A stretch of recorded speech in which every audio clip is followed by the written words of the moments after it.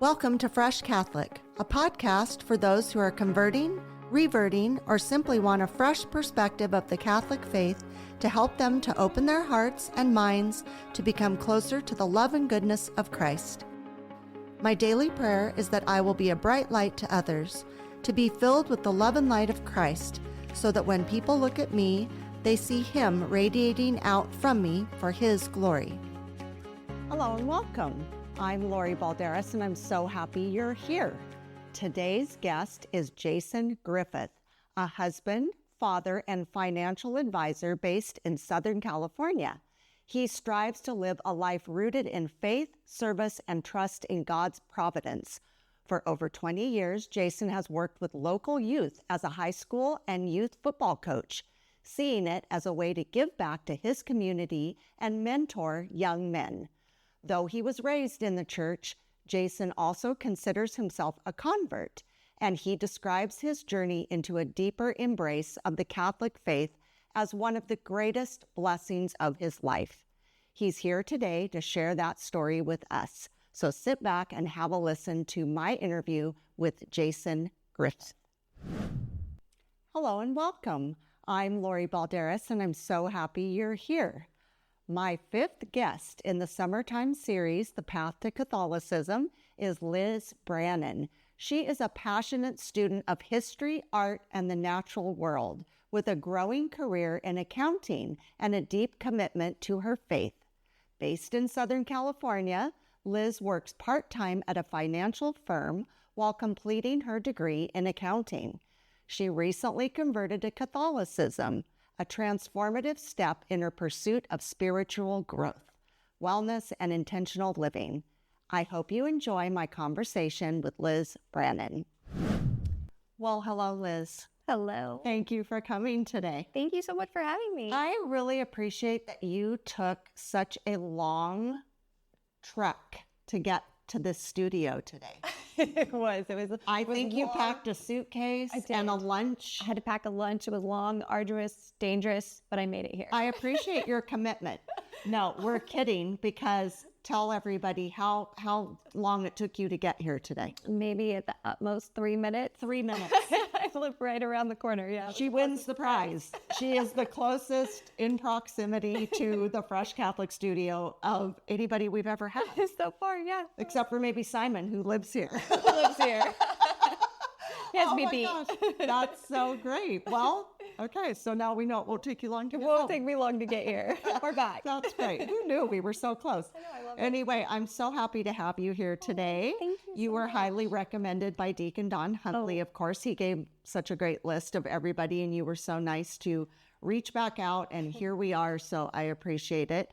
And I also want to say, if anybody has noticed, I noticed the other day, you're the first woman in our series. Am I really? Yeah. Oh my goodness, that could be a lot of pressure. And I'm a baby Catholic. So. Yeah, that's right. Well, the whole series is about converts. So I just realized that so far in the series, you're number 5. We've had all men so far. That's so I amazing. thought that was interesting. It is. That's amazing. So anyway, I am very interested in hearing your conversion story. I think you just converted this year at the Easter Vigil, correct? Yep. So you are a baby I'm a Catholic. baby. Oh, that's so great. It is. It's really fun. It is. And I just found out, and I didn't realize the importance of it until recently, like this last week, is that it's a Jubilee year, right? That's right. And so it's really cool that I got to become Catholic during a Jubilee year. I know. Isn't that amazing? Yeah. It's amazing at any time, but you're right. It's always nice when there's an extra added something.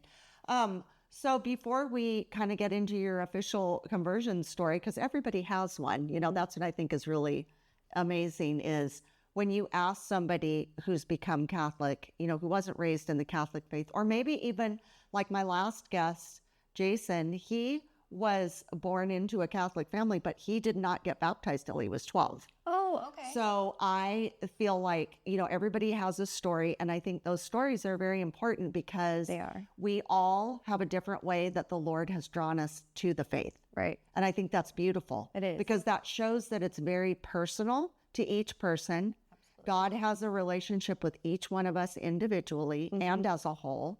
But I just think it's really good for people to hear everybody's story, because maybe somebody's out there thinking, oh, I'm too old to be Catholic. I'm too young to be Catholic. I haven't done XYZ yet. And so it's like, I think it's like when God is calling you to this beautiful religion, if you again can have an open mind to it, an open heart and mind to it, then, we have to like really have that, know that that's what we're supposed to be doing. Absolutely. And it's so helpful when you're thinking about it, being able to hear other people's stories and hear a version of your story reflected. And you're like, oh, maybe it's possible. Okay, interesting. So or sometimes we have things in common in our story, which we didn't have any idea. Yeah, absolutely. Beautiful. It's precious. It is. It's neat what you're doing. Thank you. I really enjoyed listening to the podcast lately.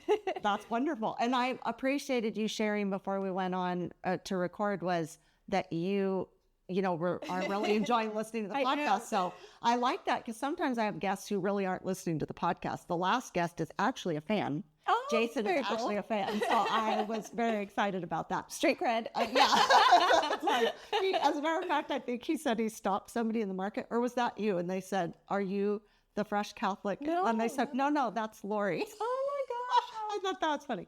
Anyway, so I just appreciate that you said you're listening and liking it and that you're finding other Catholic podcasts you like. So that's good. It is. It's really neat. I've been thinking of it as a gift. I'm not an auditory learner. I'm a reader. I'm a voracious reader. But I would get lost listening to podcasts. And I shared right before we started, like, I have tried to listen to so many podcasts and my attention wanes and I give up generally halfway through the podcast. And so when you asked me to come talk to you, I listened to a bunch of your podcasts and I was just like, I would stop one or it would finish and I'd start the other one and then it led me to others and great. I've really enjoyed it. So thank you for that. You've given me a little gift. Good. You're welcome. I love it when I find a good podcast. I think that's amazing. So when you were being raised, what's your religious background, if any? Oh, I have a background. Okay. So I was raised in a very, very Protestant Christian family. My grandfather was a Navy chaplain, Southern Baptist. When he retired, he pastored several local churches here. There were big, thriving churches and non-denominational, but deep down inside, he's Southern Baptist. And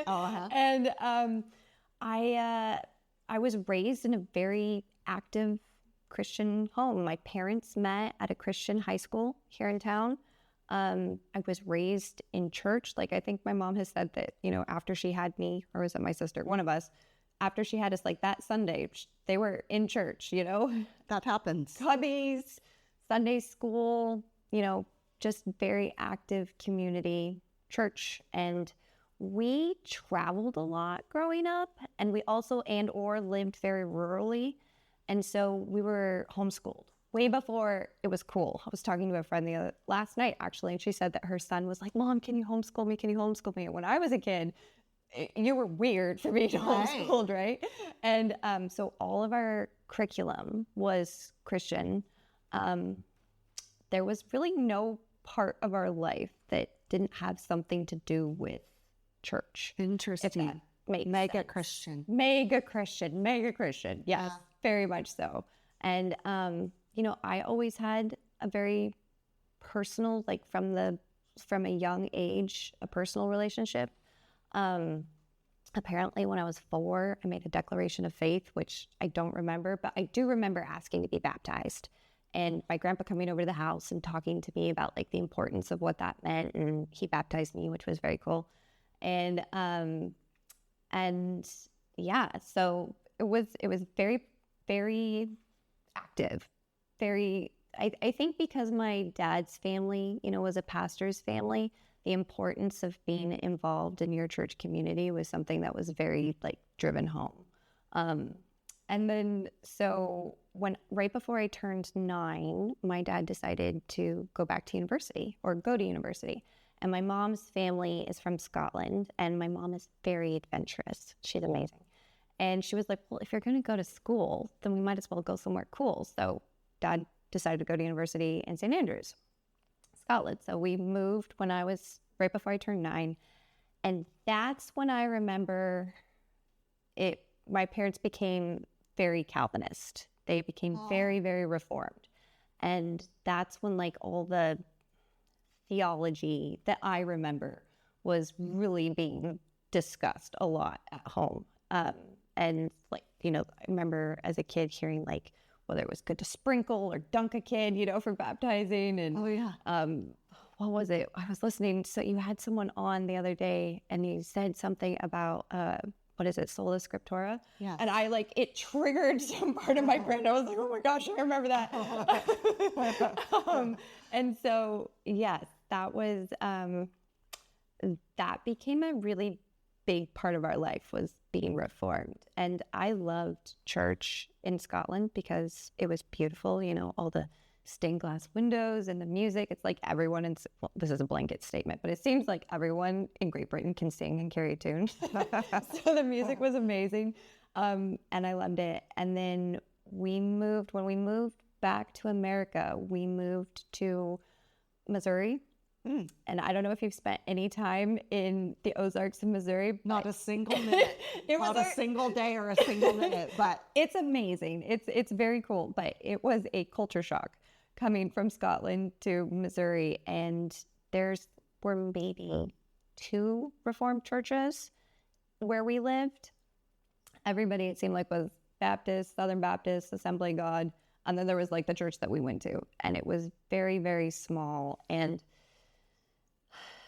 I think that's when I started, there was a shift in me, I suppose, is the way I could Now, put how it. old were you at this point? When we moved back to the States, I was 12. So you were only there for a few years. Yeah, we were only there for just around 4 years. And why did you move back? Because we were always planning on returning to live back in the States. And my dad's grandpa, so my great-grandpa, he had, been a big part of my dad's life when his dad was in Vietnam. He was getting elderly and starting to have troubles remembering where he lived and stuff. And that's where he lived. And he said, I'll move anywhere in the world you want to, Dave, as long as it's not more than 3 hours away from Grandma's grave. So that kind of narrowed it down significantly. No pressure there. No pressure there. Okay. So living there, there was a very different church attitude, I suppose you could say, than what I had previously experienced, or what our family had previously experienced. And, you know, during this time, like when I was a young teenager, my parents sent me to a camp for a week where like the goal was you went to learn how to argue theology against other religions and show them why they were wrong and we were right. So that type of... Gee, that sounds fun. Doesn't that sound fun? I went not once, twice. God bless. Oh, boy. And our church that we were involved with went through a split, which sounds like whatever, but when it's very small and you're in a very rural community, it was really difficult. There was a lot of angst involved. And I just remember the feeling of like being in Sunday school and stuff there is, and you know, maybe this was my interpretation as a young person and not understanding completely, but I felt like you were supposed to know the answers to everything. Like it was almost shameful to your family if you didn't understand theologically everything and be able to explain why we were right, you were wrong, and to be able to reference it in scripture. And I just, as I got older, the more and more, I'm embarrassed to say this, but my intention is to be honest, so I'm going to say it. That's right. Is that I felt like the Christians that I came in contact with and I spent time around, I didn't want to be like them. I felt like there was a lot of, there wasn't a lot of joy, and there was a lot of hypocrisy in lifestyle. And people, at least the people I was spending time with, were very much okay with being like, well, this is the right way, and you're not living that way. Why aren't you living that way? You need to do this better. And, you know, that's me. That's my fault being judgmental. But there was a real I started having a real distancing. And at the same time, I never stopped. Like, I've always had trouble sleeping and like waking up at 3 a.m. excuse me, from a young kid. And so I would just get up. And one of the things that I did consistently all like from the time I was, I don't know, 11 until I was a young adult, would just like, okay, I'm up, so I might as well just have quiet time. And I would journal my prayers. And I found some of those journals not that long ago, and they just made me so sad. They were just full of like so much shame and I'm not worthy and you must be mad at me and I'm evil and, you know, just so much. There was so much angst in me and my relationship with God. So your journals you were speaking to God. I was writing my prayers out. So you were saying like you thought he was disappointed in you, sort of. Yes, I just felt like there was no hope. I felt hopeless, like that there was nothing I could do to be better. Like I knew that I needed to be better and I knew that I had been saved by grace, but there was still no hope. Because you felt a lot of pressure? I think I felt a lot of pressure and yeah, I don't know. Maybe that's just something within me, but I just always felt a lot of shame, I suppose. And, you know, my family life as I became a young teenager got harder and harder. Like my family's very close and always have been, probably because we've traveled all over and it was always just us. But we looked good on the outside, but there was a lot of internal troubles. You know, my family has addiction. I have a family member who was really horribly abused, and some by very outspoken Christians doing the abusing. And there was just a lot of angst. You know, my dad went to Iraq. He's not in the military. He went as a contractor, and he got hit by a mortar. And 2 young boys that were with him lost their lives. Oh, gosh. You know, he came back a very different person than the dad that left. And so there was just a lot of internally. And then when I graduated high school, after I got my heart broke, of course, fell in love for the first time. It's something that comes up frequently for me.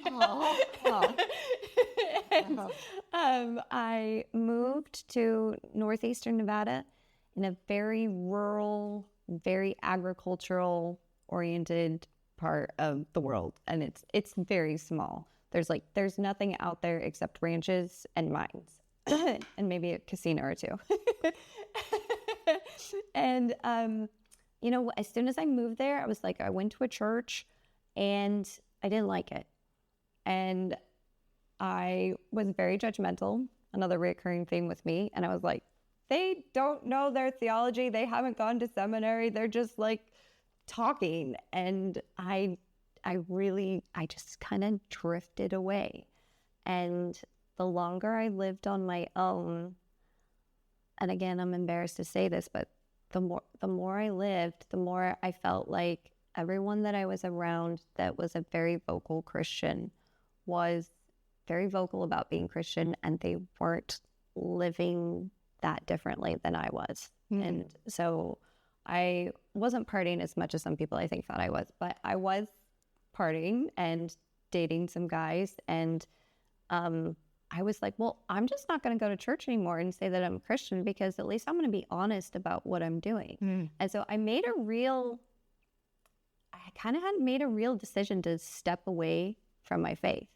And that terrified me. That was very scary. I remember telling my family, like, I know I'm going to go to hell, but I don't know what else to do. You know, at least I'll go to hell honest. Yeah. Which, oh my goodness. But I still believed. I believed that Jesus had died for my sins, and I believed in, I guess, everything that I'd been raised with, but I just decided not to participate. And some of that was I didn't want to be associated with Christians. I don't know. Do you think also a part of it was, because I'm kind of fascinated by this, because I think this is a thing that happens with people, is, you know, in that age range, a lot of people turn away from the church or turn away from their faith, whatever their faith is, you know. Do you think, in addition to like wanting to step away maybe from the people. Do you feel like you wanted to step away from it because then you were going to be able to go do whatever you wanted with a hall pass sort of a thing where you weren't accountable then? We'll be right back. What does it mean to live a life of faith? What does it mean to live as a Catholic Christian?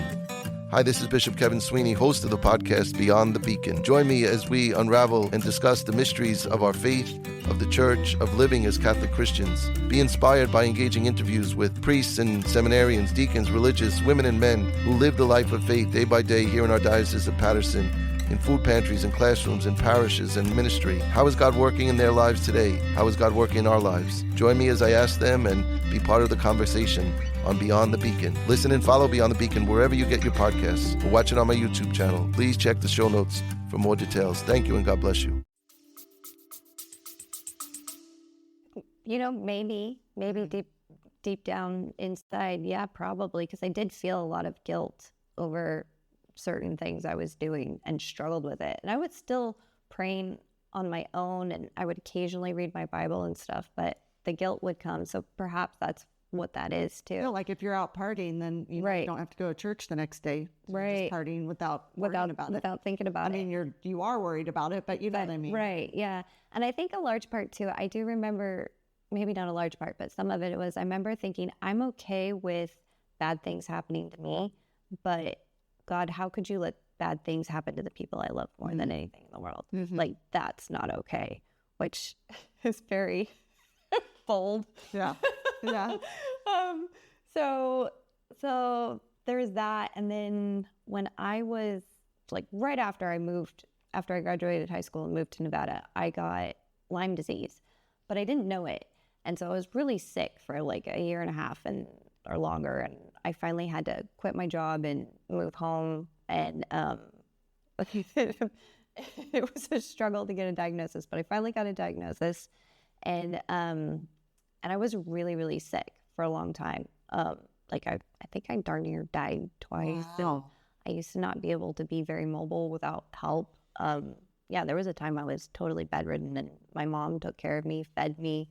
I would be dead without my mother. She took me to doctor's appointments and made sure I got my medicine and all the things. And in the midst of all this, my family's still experiencing like all this internal chaos and turmoil. And just, how old were you at that phase where you had to go home and you were ill? How old were you then? I finally got diagnosed when I was 21, and then there was like, I think like 7 years of like active treatment that we did where I was, and I'm still like really up and down, but I'm so much better than I ever used to be. And then when I was in my, I don't know, mid-20s or so, my parents, they stepped away from the church. They quit attending church, and, their own struggles with things that happened in our family. And, so it was really weird when one day, like waking up and realizing we don't go to a church anymore. We don't pray around the table anymore. 'Cause like, that's how I was raised. Like, that's something that was like synonymous to me with my family life. And it's interesting that you all kind of did that. Like sometimes at different times when there's a family and one or more, whatever, people step away, some people come back, some people stay the whole time. But for a family, when you're used to doing that growing up, and that's like your lifestyle. Yes, especially considering how much that was our lifestyle. Like one of my dad's degrees is in theology, and yes, it was weird. So that was strange. So that was a very long answer, but that's kind of my religious background. That's really interesting. And so obviously you ended up Catholic, but did your parents ever go back to a church or any? So they're still not attending a church. Wow, it was so that's funny. A big thing. It's it is what it is, and everybody has their own path, I believe. And it was so cute because my family is very, very supportive and very happy for me. And my dad was out of town during my confirmation for work. He travels for work, but my mom and my sister were here, and they came, and it was so cute because I knew where they were sitting, and a couple times during like a very Catholic part of this, I would turn around and look at them, and their eyes are all big, and then they'd smile at me. Like, whatever floats your boat. It's so cute. So come on in. Come on in. Come on in. The water's fine. Oh my goodness.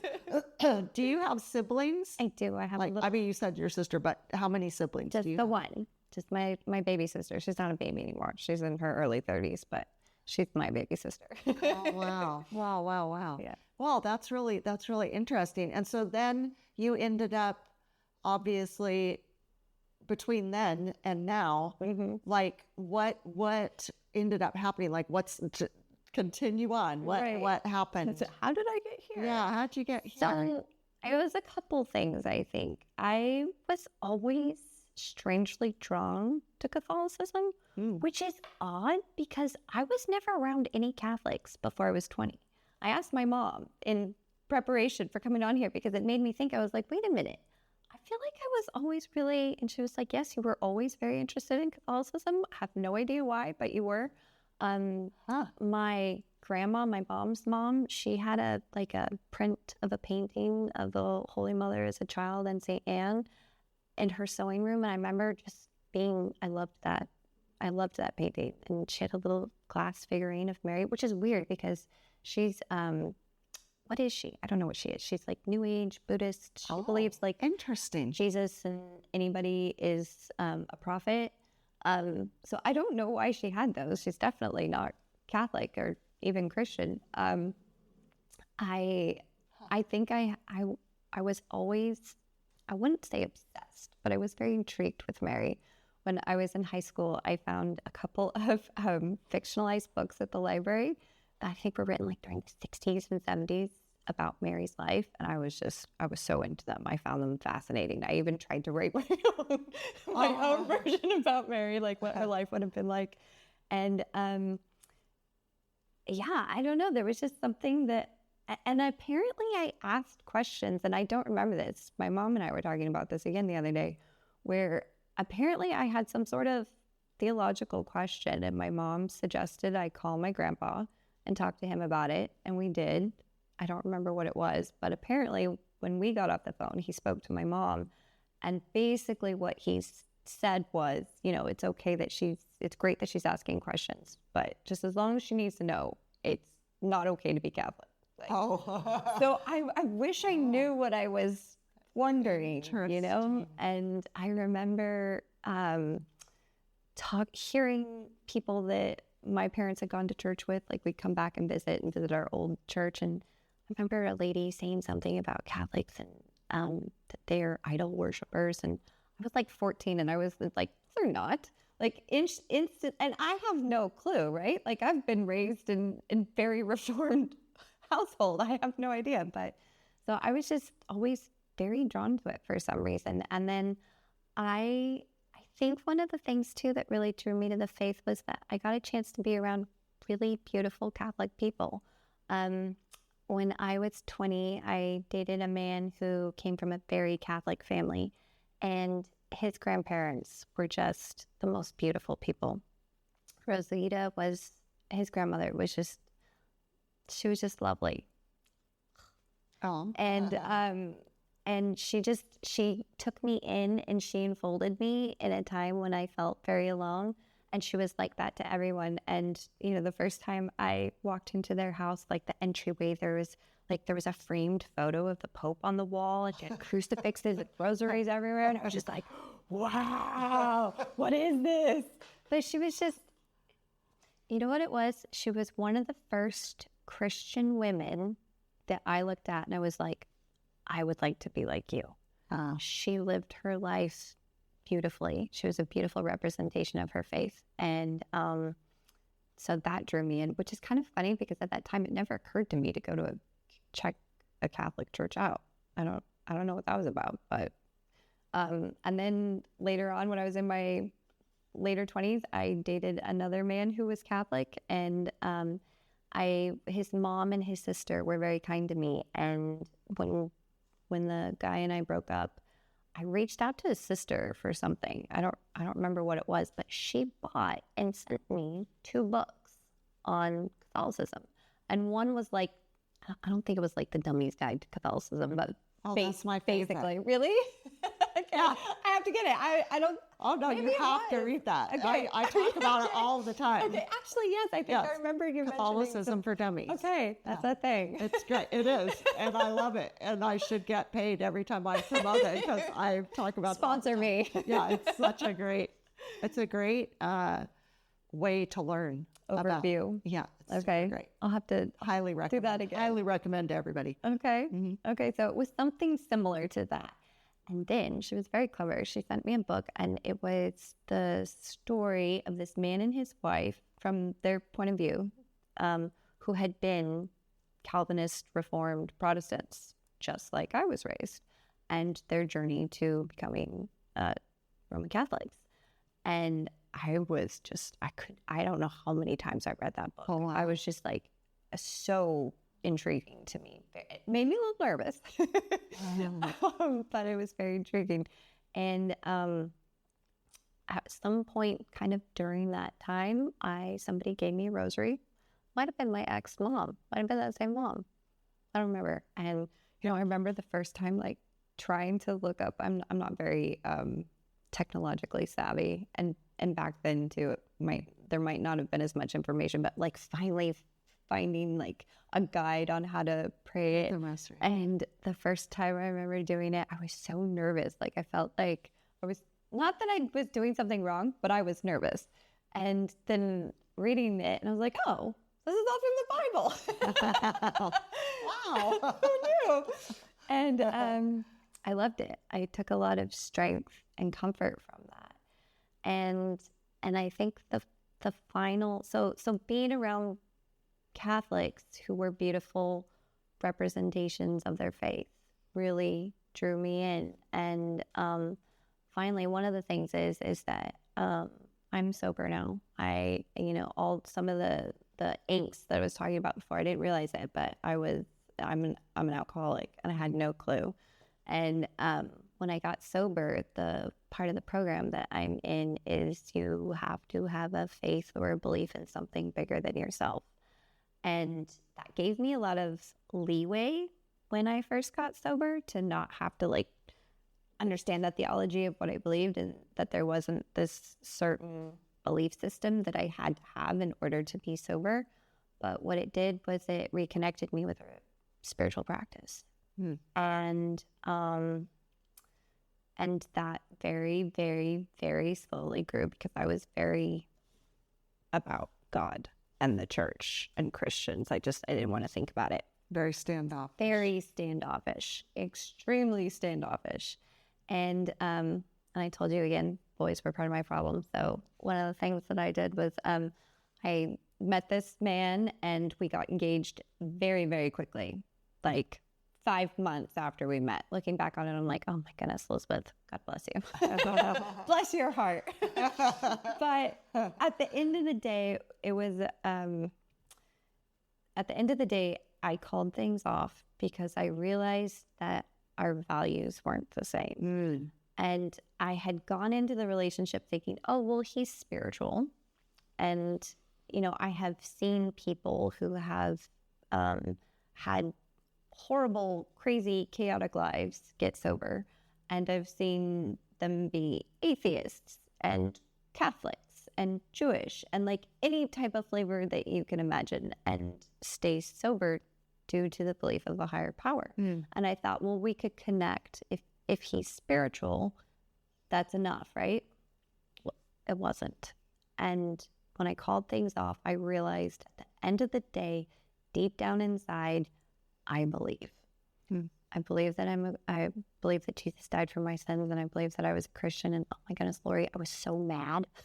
I spent like 3 or 4 days just a sulk. I was just so angry because I didn't want to be. And but I realized, I was like, well, I give up, because I guess I am. And I have learned that I am very hard-headed, and I learn at the speed of pain. And that breakup was painful. And it was like, okay, I'm listening. And in doing so, it took me like another almost year or so. But there's just this like nudging. There's just this nudging. And, for the last like 10, maybe even 15 years, I would sporadically go to Mass occasionally, never consistently, but I would go. And I think even before I got sober, I inquired about the OCIA classes, and but then they contacted me, and I was like, I don't know, But once I had that realization that I was a Christian and I did believe these things, I could not silence that small voice that was like, you have been drawn to the Catholic faith for so long, like, why don't you go ask some questions? And I finally realized, like, oh, that's God speaking to me. Now I'm like, oh, that's the Holy Spirit. That was the Holy Spirit, like, nudging me. Right. And so I finally, last year, registered for OCIA, and I told myself, I was like, I'm going to go, and I'm not putting any pressure on myself. You don't have to convert, but you're going to go and ask all the questions you've been dying to ask for, however long this has been. And you're going to hear what Catholics have to say about being Catholic, right. Not what Protestants have to say about being Catholic, but what Catholics have to say. And so that's where I ended up and where I am. And I'm so grateful that I did. That's the beautiful. best thing ever. That's beautiful. When you had those the boyfriends whose families were Catholic, did you go to Mass with them while you were with those gentlemen? No. Well, I went to Mass once with my ex's mom, but we had been broken up for years, and she and I have stayed in touch. And I might actually see her in a couple of weeks. She's lovely, but I think I went to Mass with her once, but we weren't together at the time. Her son and I weren't together. Interesting. Yeah. Well, again, I think it shows, that the Holy Spirit was working in you. As we're saying, like, some people call it breadcrumbs. I call it like lily pads. But he has a way of planting these seeds in us, and he knows exactly when it's going to mean something. I think it is interesting when you go back and you look at everybody's journey. I don't care for that word very much. I'd love to find a different word. I don't know why I don't care for that word, but finding your way to the Lord, especially in the Catholic faith. I do think it's very rich, the Catholic faith. Oh, yes. I like what you said about having questions that you wanted the answer from a Catholic. Right. Because I think, I've talked to other guests in this series about, people have a vision of what Catholicism is. And most of the time it's not correct. Right. And sometimes they don't even really want to know the true thing about it. Oh, yeah. And if they say something that like, versions that I've heard is, that you're saying that's what you believe, but that's not really what they believe. Like, right. You're basically, you might be Catholic, but you're wrong. You don't actually know. Right. So yeah, it's very interesting. And then I also like what you're saying about people where you've experienced Catholic people and they give off a certain way about them, or you can just sense that they're holy, or they have, this true love of Christ, and it's very reverent. Those are all my own words, but that's what I took from what you said. I agree. But I do think that that's a thing where, we were just talking in the last episode, and I was saying, I don't believe, my experience with Catholics is, I don't believe they go out and try to really pull people in. I mean, even though I have a Catholic podcast, I know that sounds funny, and I'm on social media every day, basically talking up the Catholic faith, but when I'm out in the world, I don't if somebody asks me, I am happy to talk to them about being Catholic. Right. I wear particular jewelry that causes a lot of interest. I don't do it to cause interest. It just naturally causes interest, and people will ask about it. I wear all my saint medals. I wear a crucifix. I wear a dog tag that was made for me with a cross on it. And so when I wear those, almost every time I wear them, I get some sort of comment. And so it's like, I just feel like Catholics are just kind of being Catholic. Yes. And they're being who they are, and they have this way about them. And I think it draws people in because it's not us.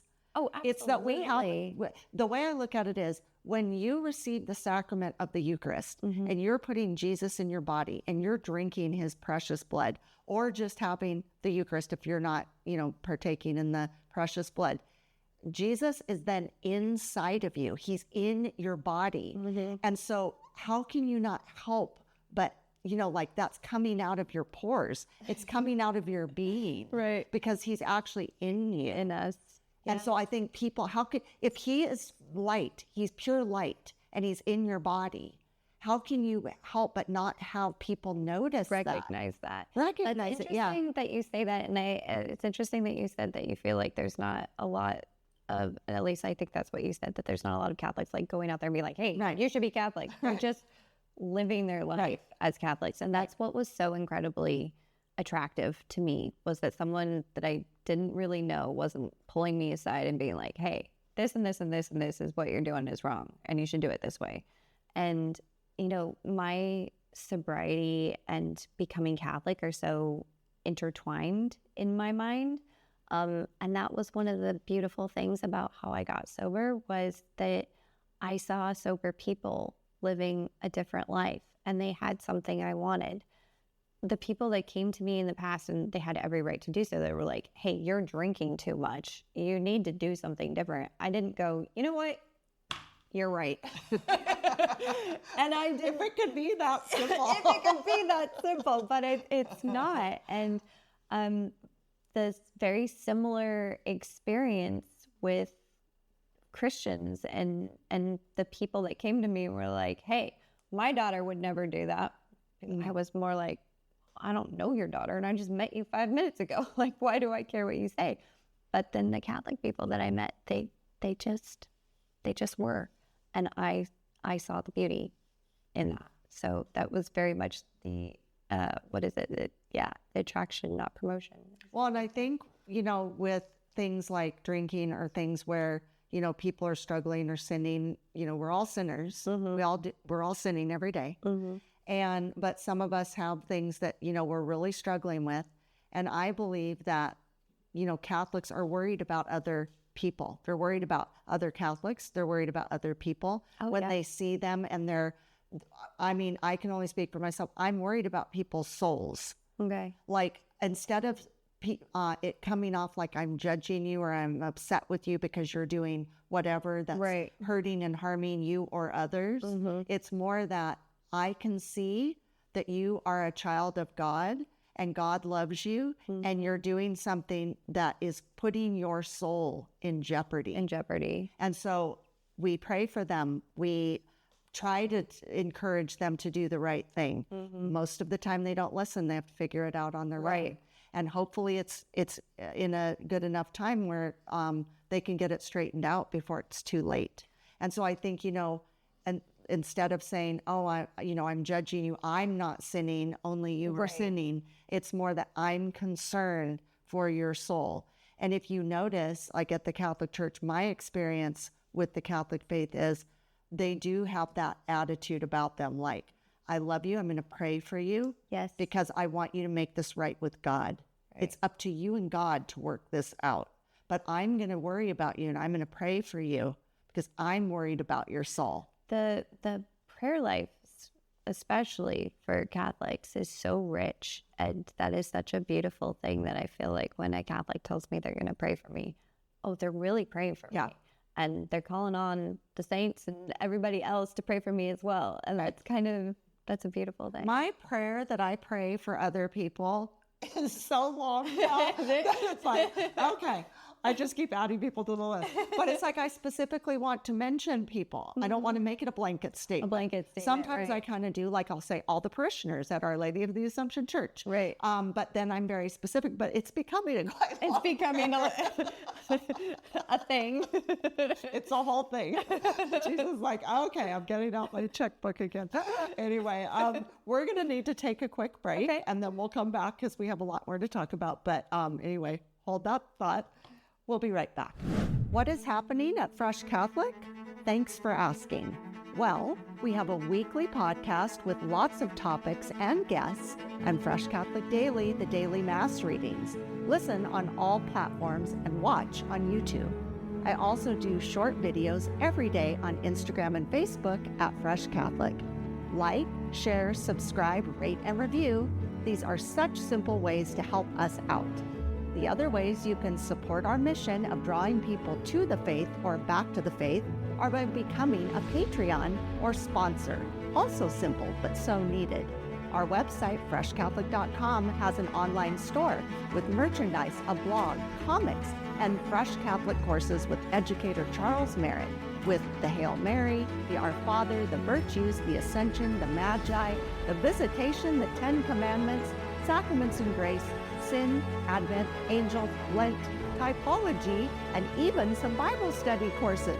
Wow, that's a lot. Please share all of this with everyone you know and join the Fresh Catholic family. And remember, be focused, be faithful, and be fresh.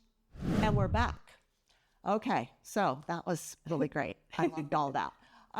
So I'm really curious, because of the history of your family and being very Christian, and then your parents now are kind of like not really associated with a church or a religion, correct? Is that's fair to say?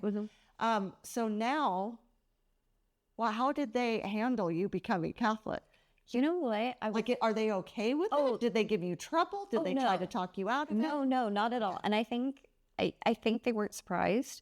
If anything, maybe that it had taken me as long as it did.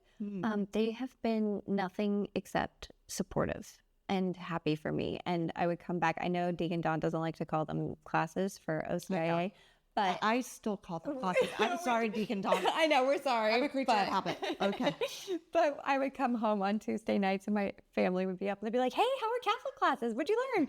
You know, they were very... I got an A+. Right? No. But yeah, no, they were very supportive and very happy for me. And, you know, they're not associated with a church or it's different than it was before. I know my mom for sure, she has her own relationship with God. And I don't know exactly, you know, what that looks like, but I do know that she has a very vibrant prayer life and a relationship with God is different than it used to be. But yeah, no, they didn't give me any grief. They're very happy for me and excited for me. My grandparents have passed. If they were alive, I think that would have been a large issue.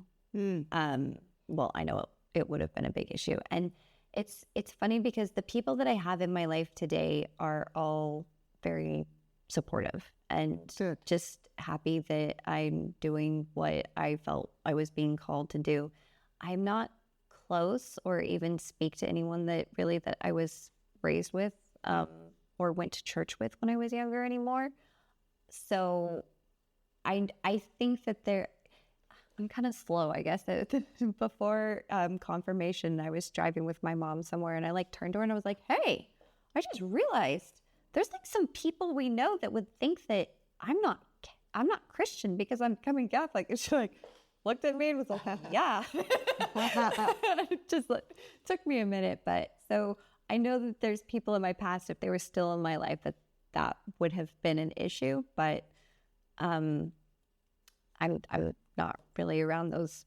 I'm not around those people anymore. Yeah, so. It's what I have found is, it's good to just be kind of a strong in your faith. And if people ask, it's like, or something comes up about it, generally I'll say, well, I'm devout Catholic. And then there's usually oh. and then, I'm just proud of it. Yeah. I'm happy about it. It's the greatest thing I ever did. Yeah. And then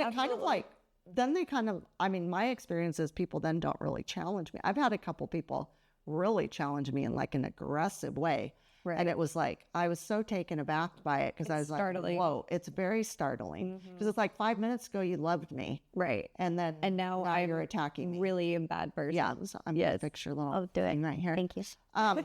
Anyway, but I'm happy to hear you're not being given trouble and I think it's good to kind of be prepared to always have answers for things. But also I feel I don't really want to be on the defensive about it. Because I love it.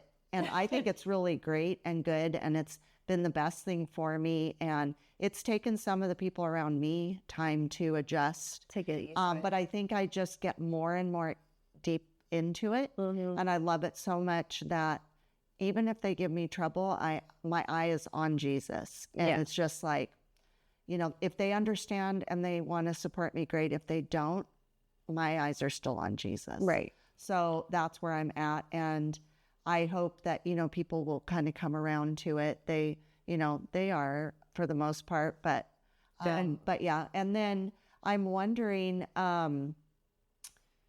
do you feel like, because I know in the RC or OCL, I feel like Deacon Don and his whole team are so like informative. I think they really teach in such a beautiful way. Oh, such a that beautiful it helps. And, you know, we kind of joke about this, but you'll never know everything. There's so much to learn. And, you know, it sounds like you're a reader. I definitely have some books I can recommend to you that are great books if you love to read, because I do think we're just constantly learning, constantly evolving with it. You know, the same thing you learn this year, if you read it again next year, you'll have a whole different take on it. Get a different experience. Yeah, you'll have a different experience. I think, you know, I have rarely had a bad or negative experience at the church, or when I say the church too, it's not necessarily our parish, right? Parish. It's like the church in general.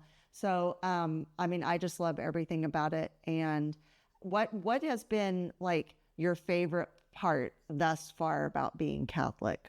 Well, I have a lot of favorite parts, but one of the things that you were just speaking about, that was one of the things that is so attractive to me about the Catholic Church and our faith, is that it feels like there's so much room to grow, and that I was given space to be able to grow, or I'm going to be given space to grow and to discover. So that, I love that.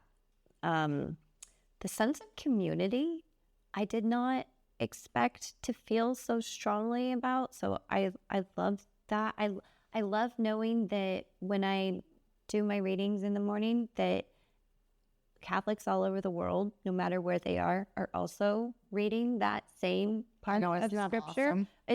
Awesome? It gives me chills. It's like we're in a club. Yes. The original club. The Catholic club. And that there's, you know, prayer days like worldwide where we're all praying together at the same time. And to me, that's just incredible. Surprising. Is that what you asked? That I found surprising, or that was my just favorite your favorite part about things? My continuing relationship with Mary? That's such a gift. I kind of knew that was a gift before becoming Catholic, but now that I'm Catholic, it's like, oh wow, this is beautiful. And again, a lot of room my lifetime hopefully to grow. I strangely think that, not strangely, but I think absolution and our ability to go to confession as Catholics is a precious, precious gift that is just incredible. You know, one of the things we were talking about, Deacon Don and then team members explaining things so well, you know, the thought of grace and sin had something that was drilled into my head as a child. And yet when they explained grace, I felt like I finally got it. And I was like, oh, this is what you all have been like experiencing.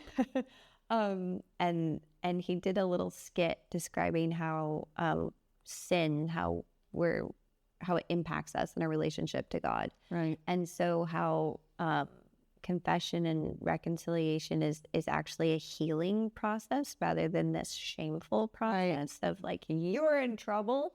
It's really this repair between you and Christ. And I find that incredible. Because again, he loves us so much. Mm-hmm. He doesn't want us to sin. Yeah. See, it's contrary to what people think about the Bible, where it's like, oh, Jesus loves everybody. He's fine all the time. Doesn't matter what you're doing. He loves you anyway. Right. Yes, he does love you anyway, but he wants you to stop. Right. He says, sin no more. Sin no more. And, yeah. I think for me personally, you know, one of the things that I talked about before is I really struggled with was like shame and, being drilled into my head that I was conceived in sin and I was born in sin and I was sinful. And again, this might not have been the people's intentions that were teaching me, but what my childlike brain took away from it was that it was this really bad thing that Jesus had to die for me and my sins. Like it was awful, but he did it anyway. And I mean, it was awful and he did it anyway, but it's a gift. And I just always had this feeling of like that there was no hope. And I feel like this beautiful gift that I've been given coming in here is, grace. That's how they describe it at OCIA, is grace is a gift.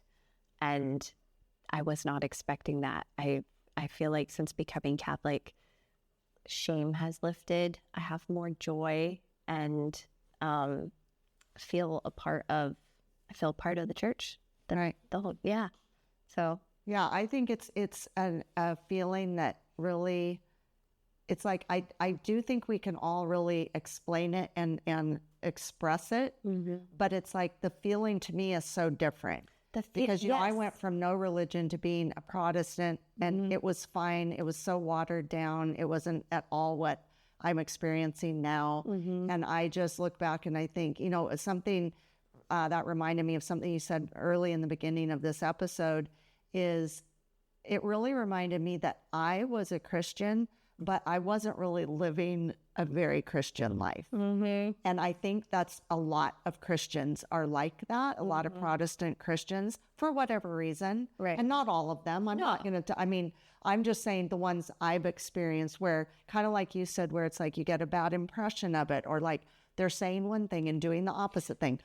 That was me. And so I look back and I go, well, I wasn't a very good Christian. I was at first. I was a great Christian. But then it like morphed into something else. And I look back on that now and I go, the things I was doing, I would never do now. And I think it's because back then I had such a distant relationship with Jesus. He was like over there. He was like that rock star on the stage. And there he was at the distance. I wasn't close with him. I'm like, I wasn't close. I was waving and cheering. He's wearing an AC/DC shirt. But I was like in the back and I was still doing my shenanigans. And then now though, it's like, if I have a bad thing or a bad moment, or I'm thinking like, oh man, I got to get myself to confession like right away. And it's because I don't want that relationship to be damaged. I don't want it. It's like, it's bad enough that I maybe have hurt other people or done something I shouldn't do, and I need to go to confession for that. But I got to make that better with him right away. Straight away. Yeah. So, and I think that is a beautiful thing that we have that, because we don't want our relationship with him to be harmed in any way. It's just not worth it. No, it's so not. Again, I learn at the speed of pain, and it's so not worth it. Yeah. What you're saying is, it's funny. Before I came into the Catholic Church, in secular like TV or whatever books, and also Protestants, there's this feeling that Catholics are super guilty and they're full of shame and they don't believe in grace, or at least that's what I took away. And I have found the opposite to be true. Like, I became Catholic, I was like, oh, I'm experiencing, like, I feel like I'm receiving the gift of grace. All this shame was lifted. And, and I feel the same way. And I do also in movies and things where they show Catholics in a certain way. And I think either things used to be very different, which is highly likely. Highly possible. Highly likely. I'm not discounting that. I think a lot of people's experiences obviously were factual at the time, but that's just not my experience now. So like when I will experience somebody that says to me, oh, I used to be Catholic. I hate it when people say that, but I used to be Catholic. I go, oh gosh, what happened? Well, I turned away because of these reasons. And I go, well, you should come back. Try it again. You never know. Things might have changed. The water's fine. Come on in. The water's fine. Anyway, while we're running out of time, I've been enjoying myself. No, this has been fantastic. And I don't even have to ask my questions because we've already talked about them. But we do have to play the Fresh Catholic game. Okay. Here we go. So I know you're ready. Everybody's ready. I'm ready. Okay. I hope. So just a little short answer, like 1 or 2 words, or a little short answer. When I say these words to you, what's the thing that resonates with you? Okay. Discipleship.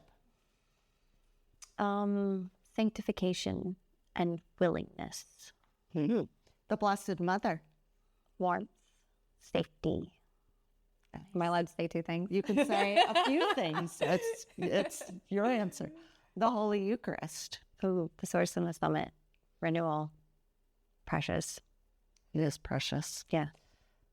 It's not a cracker. It's not a cracker. God the Father. Patient and loving. I think of him as kind of like, Lori, get it together. No, that's my God voice. The Holy Spirit. Renewal. Powerful. Yeah. Yeah. That's good. Jesus Christ. Savior. Savior. Thank you.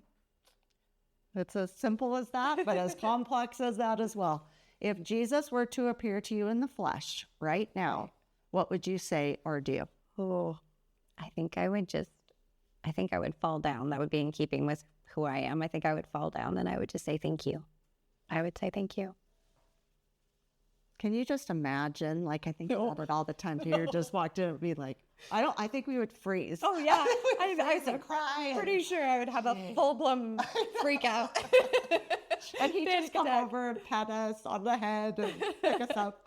Oh, my gosh. And I just have one last thing to say. Yes. You're a very beautiful girl. Oh, thank you. And so are you interested in getting married in the Catholic Church to a nice Catholic gentleman? To a nice Catholic gentleman, yes. I mean, I don't know what my story is or what God has plans for me, but yes, I would love to be married. And if I ever get married, I hope that it's in the Catholic Church. Well, you know, I had to ask because, I mean, look at her. And I'm the wedding coordinator, so I'm always thinking, I'm already processing, and I'm thinking, gosh, who can I set her up? Lord. I thought this was a podcast that It is. a dating show. Well, hey, there's an idea. We can do fresh Catholic dating She's show. going to have a Catholic dating app before you know it. Oh my gosh. Ding, ding. The light just went off. Oh, Holy my goodness. Spirit. What are you showing? Anyway, I'm just imagining like the dating game. And here we have Elizabeth Brannan. She is. Blah, blah, blah. Oh my gosh. On that note, see, I won't continue to put you in that. Shoot some That was boxing. hysterical. No, anyway, but I'm sure you'll find a nice Catholic man. You know what? I hope so, because I hope so, but also I'm listening to what God I feel like has for me right now and trying to follow his will in my life right now. And being grateful for that. Exactly what you should be doing. And if it ends up with a Catholic marriage, that would be beautiful. Because it is beautiful to get married in the I've Catholic never been faith. to one. I want to. I'm doing 9 between now and December. to know someone on the inside. You can count all 9. Check them out. I need an assistant. Okay. Seriously. I need Okay. Well, I really appreciate you coming today. This has been I just love this interview. I appreciate your honesty. I think you give hope to people, who maybe have struggled with sobriety issues. I know that's kind of a recurring theme. Yep. And it is nice when you find the anchor of Christ and he, he's going to be with you and see you through things. And I welcome you into our faith. I think it's a beautiful thing, and I'm happy that you are a part of it. Thank you so much. It was lovely to be here today. Okay. Well, thanks everybody for coming today. Thank you. Love you. Bye. Thank you for joining me today. Now go out and be a bright light in someone's life. And remember, be focused, be faithful, and be fresh. Fresh Catholic is produced, edited, and recorded in Ventura, California.